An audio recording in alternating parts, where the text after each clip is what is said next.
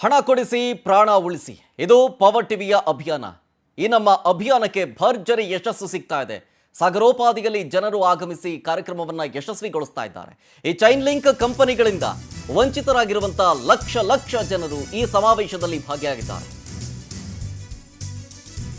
ತಮ್ಮ ಜೀವಮಾನದಲ್ಲಿ ಕೂಡಿಟ್ಟಂತಹ ಹಣವನ್ನ, ಮಕ್ಕಳ ಮದುವೆಗೋ ಎಜುಕೇಷನ್ಗೋ ಕೂಡಿಟ್ಟ ಹಣವನ್ನ ಇಲ್ಲಿ ಬಂದು ಇನ್ವೆಸ್ಟ್ ಮಾಡಿ, ಚೈನ್ ಲಿಂಕ್ ಅಲ್ಲಿ ಇನ್ವೆಸ್ಟ್ ಮಾಡಿ ಕಂಪನಿಗಳು ಮೋಸ ಮಾಡಿಬಿಟ್ಟು, ಒಬ್ರಲ್ಲ ಇಬ್ರಲ್ಲ ಲಕ್ಷಾಂತರ ಜನಕ್ಕೆ ಮೋಸ ಮಾಡಿಬಿಟ್ಟು ಹಣ ಕೊಡಿಸಿ ಮತ್ತು ಪ್ರಾಣ ಉಳಿಸಿ ಅನ್ನುವಂಥ ವಿಶೇಷ ಅಭಿಯಾನವನ್ನ ಪವರ್ ಟಿವಿ ಹಮ್ಮಿಕೊಂಡಿದೆ. ಪವರ್ ಟಿವಿಯ ಚೀಫ್ ರಾಕೇಶ್ ಶೆಟ್ಟಿ ನೇತೃತ್ವದಲ್ಲಿ ಅಭಿಯಾನ ನಡೀತಾ ಇದೆ. ಈಗ ವಿಡಿಯೋ ಸಂದೇಶದ ಮೂಲಕ ಸಿಎಂ ಸಿದ್ದರಾಮಯ್ಯನವರು ಸಂತ್ರಸ್ತರಿಗೆ ಅಭಯ ಕೊಟ್ಟಿದ್ದಾರೆ. ಸಂತ್ರಸ್ತರಿಗೆ ನ್ಯಾಯ ಕೊಡಿಸುವುದಕ್ಕೆ ಬದ್ಧ ಅಂತ ವಿಪಕ್ಷ ನಾಯಕ ಆರ್ ಅಶೋಕ್ ಕೂಡ ಹೇಳಿದ್ದಾರೆ. ಪವರ್ ಟಿವಿಯ ಅಭಿಯಾನಕ್ಕೆ ಸಿಎಂ ಮತ್ತು ವಿಪಕ್ಷ ನಾಯಕರು ಬಲ ತುಂಬುತ್ತಾ ಇದ್ದಾರೆ. ಇದು ಮಾಧ್ಯಮದ ಇತಿಹಾಸದಲ್ಲೇ ಹೊಸ ಚರಿತ್ರೆಯನ್ನ ಬರಿತಾ ಇದೆ. 1,000 ಕೋಟಿಗೂ 50,000 ಕೋಟಿಗೂ ಹೆಚ್ಚು ವಂಚನೆ ಆಗಿದೆ. ವಿಶೇಷ ಕಾನೂನು ತಂದು ಹಣ ಮರಳಿಸುವಂತಹ ಭರವಸೆಯನ್ನ ಸರ್ಕಾರ ಕೊಡ್ತಾ ಇದೆ. ಸಿಎಂ ಸಿದ್ದರಾಮಯ್ಯನವರು ಸಂತ್ರಸ್ತರಿಗೆ ಈಗ ವಿಡಿಯೋ ಸಂದೇಶದ ಮೂಲಕ ಭರವಸೆಯನ್ನ ಕೊಡ್ತಾರೆ ಒಂದ್ ಕಡೆ, ಮತ್ತೊಂದು ಕಡೆ ವಿಪಕ್ಷ ನಾಯಕರಾದಂತಹ ಆರ್ ಅಶೋಕ್ ಅವರು ಸಂತ್ರಸ್ತರಿಗೆ ನ್ಯಾಯ ಕೊಡಿಸೋದಕ್ಕೆ ನಾವು ಬದ್ಧ ಅಂತ ಹೇಳಿದ್ದಾರೆ. ಸೊ ಅಲ್ಲಿಗೆ ಪವರ್ ಟಿವಿಯ ಈ ಒಂದು ಹಣ ಕೊಡಿಸಿ ಪ್ರಾಣ ಉಳಿಸಿ ಅಭಿಯಾನಕ್ಕೆ ಬಲ ತುಂಬಂತಾಗಿದೆ. ಇದು ಮಾಧ್ಯಮದ ಇತಿಹಾಸದಲ್ಲೇ ಹೊಸ ಚರಿತ್ರೆಗೆ ನಾಂದಿ ಹಾಡಿದೆ ನಿಮ್ಮ ಪವರ್ ಟಿವಿ.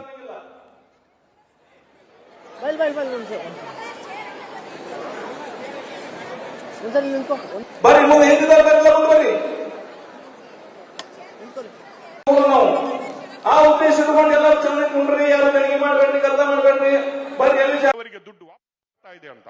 ಹೌದು, ನಾನು ಮೊನ್ನೆಷ್ಟೇ ಸ್ಟಡಿ ಮಾಡ್ತಾ ಇದ್ದೆ, PSL ಕಂಪನಿ ಎಷ್ಟು ಜನಕ್ಕೆ ದುಡ್ಡು ಕೊಡ್ತು ಅಂತ. ಸಾಹೇಬ್ರೆ, ಇಲ್ಲಿ ಏನಾಗಿದೆ ಅಂದ್ರೆ, ಸುಪ್ರೀಂ ಕೋರ್ಟ್ ಆಗಲಿ ಅಥವಾ ಇನ್ನಿತರ ಯಾವುದೇ ಜನಗಳು ಒಂದು ಆಕ್ಟ್ ಅನ್ನು ಮಾಡಲಿ ಅಥವಾ ಒಂದು ಪ್ರೊಸೀಜರ್ ಅನ್ನು ಮಾಡಲಿ, ನಮ್ಮಲ್ಲಿರುವ ಜನಗಳು ಅಷ್ಟು ಹೈಲಿ ಎಜುಕೇಟೆಡ್ ಜನಗಳು ಅಲ್ಲ, ನಂಬರ್ 1. ನಂಬರ್ 2, ಅಷ್ಟು ಬುದ್ಧಿವಂತರೂ ಅಲ್ಲ. ಆನ್ಲೈನ್ಗೆ ಹೋಗ್ಬಿಟ್ಟು ಅವರ ಫಾರ್ಮ್ಗಳನ್ನು ತುಂಬಿಸ್ಬಿಟ್ಟು ಅವರನ್ನು ಏನು ಆನ್ಲೈನ್ ಅಲ್ಲಿ ಅದನ್ನು ಸುಪ್ರೀಂ ಕೋರ್ಟ್ ಅಷ್ಟು ಅಪ್ಲೋಡ್ ಮಾಡುವ ಜನತೆ ನಮ್ಮಲ್ಲಿ ಇಲ್ಲ. ಈಗ ನೋಡಿದ್ರೆ ಸುಪ್ರೀಂ ಕೋರ್ಟ್ಗೆ ಲೋಧಾ ಕಮಿಟಿ ಒಂದು ರಿಪೋರ್ಟ್ ಕೊಟ್ಟಿದೆ, ಆಲ್ರೆಡಿ ನಾವು 90% ಜನಕ್ಕೆ ದುಡ್ಡು ಕೊಟ್ಟಾಗಿದೆ ಅನ್ನೋದು. I was shocked. ಇದು ದುರಾದೃಷ್ಟ. ಯಾಕಂದ್ರೆ ಕರ್ನಾಟಕದಲ್ಲಿ ಇಲ್ಲಿರುವ ಎಷ್ಟೋ PSL ಜನ ಏನ್ ಲಿಮಿಟೆಡ್ ಇದಲ್ಲ, ಆ ಜನಗಳಿಗೆ ಇನ್ನು ಫಾರ್ಮೇ ಸಬ್ಮಿಟ್ ಆಗಿಲ್ಲ, ಅವರ ಕ್ಲೈಮೇ ಸಬ್ಮಿಟ್ ಆಗಿಲ್ಲ. ಆಲ್ರೆಡಿ ಈ ಕೇಸನ್ನು ಮುಚ್ಚುವ ಹಂತಕ್ಕೆ ಸುಪ್ರೀಂ ಕೋರ್ಟ್ ಅಲ್ಲೇ ಬಂದಿದೆ. ಸಪೋಸ್ ನಾಳೆ ಸುಪ್ರೀಂ ಕೋರ್ಟ್ ಅಲ್ಲಿ ಈ ಕೇಸ್ ಮುಚ್ಚಿಬಿಟ್ರೆ ಏನಾಗುತ್ತೆ? ಅದೇ ಸಾಹೇಬ್ರೆ, ನಮ್ಗೆ ಕೂಡಲ ಸಂಗಮನೆ ಗತಿ ಆಗುತ್ತೆ.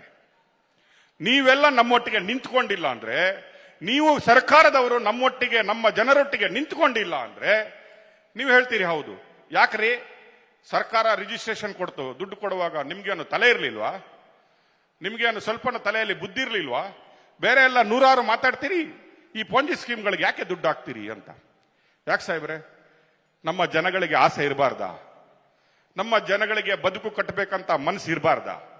ನನಗೂ ಒಂದು 5 ರೂಪಾಯಿಗೆ ಒಬ್ಬ 2 ರೂಪಾಯಿ ಜಾಸ್ತಿ ಕೊಡ್ತಾನಂತ ಹೇಳಿದ್ರೆ ನನ್ನ ಮನಸ್ಸು ಚೇಂಜ್ ಆಗ್ಬಾರ್ದಾ? ನಾನು ಅಷ್ಟು ಹೈಲಿ ಎಜುಕೇಟೆಡ್ ಅಲ್ಲ, ನಾನೊಬ್ಬ ಸಾಮಾನ್ಯ. ನನಗೆ ನೀವು 1 ಲೀಟರ್ ಹಾಲಿಗೆ 1 ರೂಪಾಯಿ ಜಾಸ್ತಿ ಮಾಡಿದ್ರೇನೆ ಖುಷಿಯಾಗುವ ನಾನು, ಒಬ್ಬ ಒಂದು 2 ರೂಪಾಯಿ ಜಾಸ್ತಿ ಕೊಡ್ತಾನಂತ ಹೇಳುವಾಗ ನನಗೆ ಖುಷಿ ಆಗಲ್ವಾ? ಹಾಕಿದ್ದೀನಿ, ತಪ್ಪಾಗಿದೆ. ನಾನು ನಿಮ್ಮನ್ನು ದೂರ್ತಾ ಇಲ್ಲ, ಸರ್ಕಾರವನ್ನು ದೂರ್ತಾ ಇಲ್ಲ, ನಾನು ನಿಮ್ಮನೆಯಿಂದ ದುಡ್ಡು ಕೊಡಿ ಅಂತ ಕೇಳ್ತಾ ಇಲ್ಲ.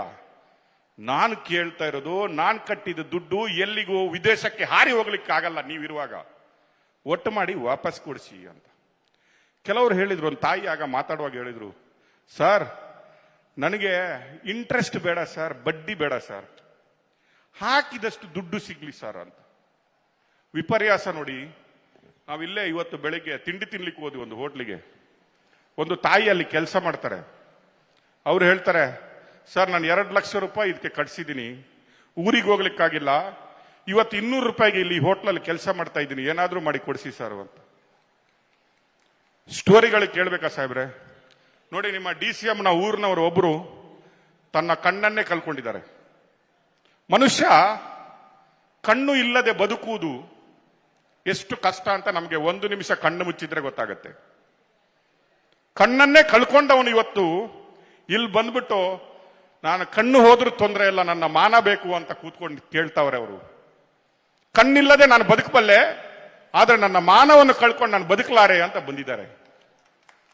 ನೋಡಿ ಇಲ್ಲಿ ಸಾಹೇಬ್ರೆ, ಕೆಲವರು ಇಲ್ಲಿ ಬಂದಿದ್ದಾರಲ್ಲ, ಇದರಲ್ಲಿ ತುಂಬಾ ಜನ ಏಜೆಂಟ್ಗಳು, ಕೆಲವರು ಗ್ರಾಹಕರು ಇರಬಹುದು, ತುಂಬಾ ಜನ ಏಜೆಂಟ್ಗಳು, ದುಡ್ಡು ಹಾಕ್ಸಿದವರು.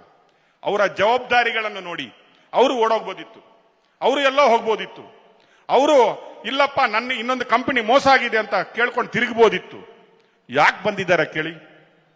ನನ್ನ ಸಂಸಾರದಲ್ಲಿ, ನನ್ನ ಮನೆ ಪಕ್ಕದಲ್ಲಿ, ನನ್ನ ಊರಲ್ಲಿ ನನ್ನನ್ನು ಆಡ್ಕೊಂಡು ತಿರುಗಬಾರ್ದು, ನನ್ನ ಮಾನಕ್ಕೆ ಯಾರಾದ್ರೂ ಮಾತಾಡಬಾರ್ದು, ನನ್ನ ಮರ್ಯಾದೆಯನ್ನು ಯಾರಾದ್ರೂ ತೆಗಿಬಾರ್ದು, ನನ್ನ ಹೆಂಡತಿಗೆ ಯಾರಾದ್ರೂ ಬೆರಳು ತೋರಿಸಬಾರ್ದು, ನನ್ನ ಮಕ್ಕಳಿಗೆ ಯಾರಾದ್ರೂ ಬೆರಳು ತೋರಿಸಬಾರ್ದು ಅನ್ನುವ ರೀತಿಯಲ್ಲಿ ಇಲ್ಲಿ ಬಂದು ಕೂತ್ಕೊಂಡಿದ್ದಾರೆ. ಪವರ್ ಟಿವಿಯ ಮುಖ್ಯಸ್ಥರಾದಂತಹ ರಾಕೇಶ್ ಶೆಟ್ಟಿ ಅವರ ಮಾತು. ಅಭಿಯಾನ ಭರ್ಜರಿಯಾಗಿ ಯಶಸ್ವಿ ಆಗ್ತಾ ಇದೆ. ಸಾಗರೋಪಾದಿಯಲ್ಲಿ ಜನ ಸೇರ್ಕೊಂಡಿದ್ದಾರೆ. ಎಷ್ಟೋ ಜನ ಅಲ್ಲಿ ಹೇಳಿದಾಗೆ ಎಷ್ಟೋ ಜನ ಏಜೆಂಟ್ಸ್ಗಳಿದ್ದಾರೆ, ಎಷ್ಟೋ ಜನ ಗ್ರಾಹಕರಿದ್ದಾರೆ, ಲಕ್ಷಾಂತರ ರೂಪಾಯಿ ಇನ್ವೆಸ್ಟ್ಮೆಂಟ್ ಮಾಡಿಬಿಟ್ಟಿದ್ದಾರೆ. ದಯವಿಟ್ಟು ಕೊಡಿಸಿ ಅಂತ ಹೇಳಿ ಅಂಗಲಾಚಿ ಬೇಡ್ಕೊಳ್ತಾ ಇದ್ದಾರೆ. ಹೇಳಿದ್ನಲ್ಲ, ಎಷ್ಟೋ ಜನ ತಮ್ಮ ಮಗಳಿಗೆ ಮದುವೆ ಮಾಡ್ಸೋಕ್ಕೆ ಅಂತನೋ ಅಥವಾ ವಿದ್ಯಾರ್ಥಿಗಳಿಗೆ ಎಜುಕೇಷನ್ಗೆ ಹೆಲ್ಪ್ ಆಗಲಿ ಅಂತೇಳಿ ಕೂಡಿಟ್ಟ ಹಣವನ್ನು ಏನೋ ಒಂಚೂರು ಹೆಚ್ಚಿಗೆ ಕೊಡ್ತೀನಿ ಅಂತ ಏನೋ ಹೇಳ್ತಿದ್ದಾರೆ ಅಂತೇಳಿ ಆಸೆ ಗಣ್ಣಿನಿಂದ ಕೊಟ್ಟಿರ್ತಾರೆ. ಈಗ ಅವರೆಲ್ಲ ಮೋಸ ಮಾಡಿ ಹೋಗ್ಬಿಟ್ರೆ ನಮ್ಮನ್ನ ಕೇಳೋರು ಯಾರು ಹೀಗನ್ನುವಂಥ ಒಂದಷ್ಟು ಜನ ಮಾತುಗಳನ್ನು ಆಡ್ತಾ ಇದ್ರು. ಬಾಗಲಕೋಟೆಯ ಕೂಡಲ ಸಂಗಮದಲ್ಲಿ ಆಗ್ತಾ ಇರುವಂಥ ನಮ್ಮ ಅಭಿಯಾನಕ್ಕೆ ಬಂದಿದ್ದಾರೆ. ಇದೇ ಸಂದರ್ಭದಲ್ಲಿ ಉಸ್ತುವಾರಿ ಸಚಿವರು RB ತಿಮ್ಮಾಪುರ ಅವರು ಕೂಡ ಮಾತನಾಡಿದ್ರು ವೇದಿಕೆ ಮೇಲೆ. ಅವ್ರು ಏನೇನು ಹೇಳಿದ್ರು ಬನ್ನಿ ತೋರಿಸ್ತೀನಿ. ಯಾರನ್ನೋ ನಂಬಿ ನೀವು ಹಾಳಾದಂಥವ್ರು ಯಾಕೆ ಹೆದರ್ಬೇಕು? ಸರ್ಕಾರಗಳು ಯಾಕೆ ಇಂಥವ್ಕೆ ಇರಬೇಕಂದ್ರೆ ನೊಂದವರ ಕಣ್ಣೀರು ಉಳಿಸ್ತಕ್ಕಂಥದಕ್ಕೆ ಸರ್ಕಾರಗಳು ಇರಬೇಕೆ ವಿನ ಮತ್ತೆ ಅದಕ್ಕೆ ಇರಬೇಕು. ನಮ್ಮ ಸರ್ಕಾರ ನೋವು ಸ್ಪಂದಿಸ್ಬೇಕಲ್ಲ. ಅದರಲ್ಲಿ ನಮ್ಮ ಮುಖ್ಯಮಂತ್ರಿಗಳು ಆಕಾಶ್ ಶೆಟ್ಟಿಯವರೇ ಯಾವತ್ತೂ ಇಂಥದಕ್ಕೆ ಅವಕಾಶ ಕೊಡೋದಿಲ್ಲ. ಯಾವ ಕಾಲಕ್ಕೂ ಸಿದ್ದರಾಮಯ್ಯನವರು ಇಂತಹ ದರೋಡಿಕೋರಿಗೆ, ವಂಚನೆಕೋರನ್ನ ರಕ್ಷಣೆ ಮಾಡ್ತಕ್ಕಂಥ ಸಾಧ್ಯತೆ 100ಕ್ಕೆ 100ರಷ್ಟಿಲ್ಲ. ಅಂಥವ್ರ ಮಟ್ಟ ಹಾಕ್ತಾರೆ ಅಂತಕ್ಕಂಥದ್ದು ನನಗೆ ಭಾವನೆ, ನನ್ನ ಮನಸ್ಸು. ಎಷ್ಟೋ ವರ್ಷಗಳಿಂದ ನಡೆದು ಬಂದಂಥ ಈ ವಂಚನೆ ಕೆಲಸ ಇದು. ಇವತ್ತು ಇತಿಶ್ರೀ ಹಾಡಬೇಕಾದ ಅನಿವಾರ್ಯತೆ ಬಂದಿದೆ. ಬರೇ ನೀವೇ ನನಗೆ ಎಲ್ಲೆಲ್ಲಿ ಹೋಗ್ತೀನಲ್ಲಿ ನನ್ನ ಮನವಿ ಕೊಟ್ಟಿದ್ರಿ. ನಾವು ಗದ್ದಲ್ದಾಗ ಏನೋ ಒಂದು ನೊಂದ್ಕೊಂಡಾರಪ್ಪ ನಾವು ಮುಂದೆ ಹೋಗ್ತಿದ್ದೀವಿ. ಆದ್ರೂ ಪವರ್ ಟಿವಿ ಅವರು ಎಲ್ಲರನ್ನೂ ಕೂಡಿಸಿ ಒಬ್ಬೊಬ್ಬರದ ನೋವಿನ ಕತೆ ಹೇಳಿಸಿದಲ್ಲ ಆಕಾಶ್ ಶೆಟ್ಟಿಯವರೇ. ಪವರ್ ಟಿವಿಗೆ ನಂದೇ ಒಂದು ಸೆಲ್ಯೂಟ್ ಹೊಡಿಬೇಕಾಗ್ತದೆ. ನಾನೇ ಒಂದು ಸೆಲ್ಯೂಟ್ ಹೊಡಿಬೇಕು. ನಾವು ಮಂತ್ರಿಯಾಗಿ ಶಾಸಕರಾಗಿ ಯಾಕಿರಬೇಕು? ನ್ಯಾಯ ಕೊಡಿಸ್ತಾ ಇದ್ರೆ. ಹಾಗೇನೆ ನಮ್ಮ ಮುಖ್ಯಮಂತ್ರಿಗಳು ನಾನು ನೋಡ್ತಾ ಇದ್ದೀನಿ. ಅವ್ರು ಯಾವತ್ತೂ ಕಟ್ಟ ಕಡೆ ವ್ಯಕ್ತಿಗಳ ಕಡೆ ದೃಷ್ಟಿ ಇರುತ್ತೇನೆ ವಿನಃ ಮುಂದ್ಗಡೆ ಓಡಾಡೋರ ಕಡೆ ದೃಷ್ಟಿ ಇರೋದಿಲ್ಲ. ನಾನು ಯಾಕೆ ಮಾತನ್ನು ಹೇಳ್ತಿದ್ದೀನಿ ಅಂದ್ರೆ, ಒಂದು ಪಕ್ಷದಲ್ಲಿ ನಾನು ಅವರಲ್ಲಿ ಕ್ಯಾಬಿನೆಟ್ದಲ್ಲಿದ್ದೀನಿ. ನಾವು ಹಳ್ಳಿಗೆ ಹೋದಾಗ ಬಡ ವಿಧವೆ ಹೆಣ್ಣುಮಗಳು ಅನ್ನಕ್ಕಾಗಿ ಹಿಂಗೆ ಕೈ ಚಾಚತಕ್ಕಂಥದ್ದು ನಾನು ನೋಡ್ಲಾರೆ ಅಂತಕ್ಕಂಥದ್ದನ್ನ ಮಾತನ್ನ ಸಿದ್ದರಾಮಯ್ಯನವರು ಹೇಳಿ. ಇವತ್ತು ಅನ್ನ ಎಷ್ಟೋ ಮಂದಿ ವಿಧವೆಯರು ಇರ್ತಾರೆ, ತಾಯಿ ತಂದೆ ನೋಡ್ಲಾರ್ದಂಥ ಮಕ್ಕಳು ಇರ್ತಾರೆ. ಎಷ್ಟೋ ಜನರಿಗೆ ಇವತ್ತು ದುಡಿಲಿಕ್ಕೆ ಆಗೋದಿಲ್ಲ. ಅಂಥವ್ರು ಇನ್ನೊಂದು ಮನೆಗೆ ಹೋಗಿ ಅನ್ನ ಕೊಡಿ ಅಂತ ಕೇಳಾರ್ದಂಥ ವಾತಾವರಣ ಏನಾರ ಸೃಷ್ಟಿ ಮಾಡಿದರೆ ಅದು ಸಿದ್ದರಾಮಯ್ಯನವರು ಅಂತಕ್ಕಂಥದ್ದು ನೀವು ಒಪ್ಪಬೇಕಲ್ಲ. ಬಡತನದಲ್ಲಿ ನೋವಿನಲ್ಲಿರ್ತಕ್ಕಂಥ ತಾಯಿ, ನಾವೆಲ್ಲ ನಮ್ಮ ತಾಯಂದಿರು ನೋಡಿದ್ವಿ. ಯಾರ ಗೆಸ್ಟ್ಗಳು ಬಂದರೆ ಪಕ್ಕದ ಮನೆಗೆ ಹೋಗಿ ಚಾ ಪುಡಿನೋ ಸಕ್ಕರೆನೋ ತಂದು ನಮ್ಮ ತಂದೆ ನಮ್ಮ ಮರ್ಯಾದೆ ಉಳಿಸ್ತಕ್ಕಂಥ ತಾಯಂದಿರಿಗೆ 2,000 ರೂಪಾಯಿ ಕೊಡ್ತಾರೆ. ಅದು ಸಿದ್ದರಾಮಯ್ಯವರ ಯೋಚನೆ ಅಲ್ಲೇನು? ಒಬ್ಬ ತಾಯಿ ನನಗೆ ಇದೇ ತಾನೇ ಮಾತನಾಡ್ತಕ್ಕಂಥದ್ದು, ನನಗೆ 2,000 ತಾಯಿ, ನಿನಗೆ 2,000 ಬೇಡ. ಭಾಳ ಮಂದಿ ಬಡವರಿಗೆ 2,000 ಬೇಕಮ್ಮ ತಾಯಿ. ನೀನು ನೊಂದ್ಕೊಂಡು ಹೇಳ್ತಾ ಇದೀಯ, ನಿನ್ನ ತೊಂದರೆಯಲ್ಲಿದೆಯಾ, ಅದು ನನಗೆ ಅರ್ಥ ಆಗತ್ತೆ.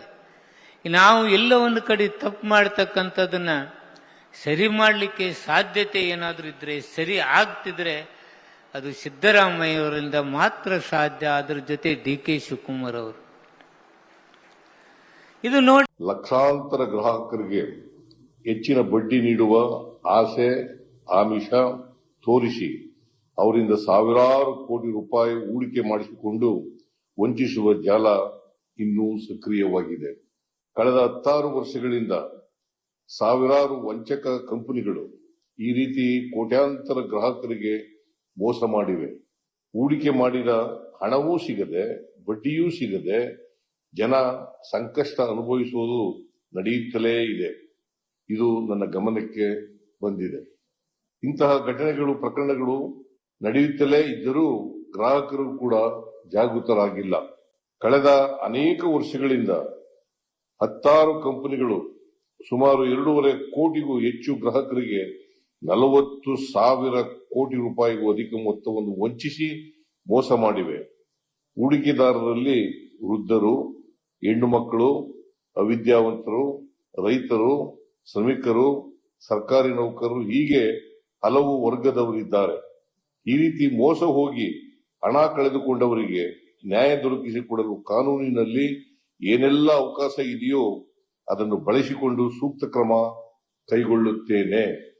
ಲಕ್ಷಾಂತರ ಮಂದಿ ಸಂತ್ರಸ್ತರ ಪರ ನಿಂತು ಅವರಿಗೆ ನ್ಯಾಯ ದೊರಕಿಸಿಕೊಡಲು ಹೋರಾಡುತ್ತಿರುವ ಪವರ್ ಟಿವಿಯ ಪ್ರಯತ್ನವನ್ನು ನಾನು ಶ್ಲಾಘಿಸುತ್ತೇನೆ.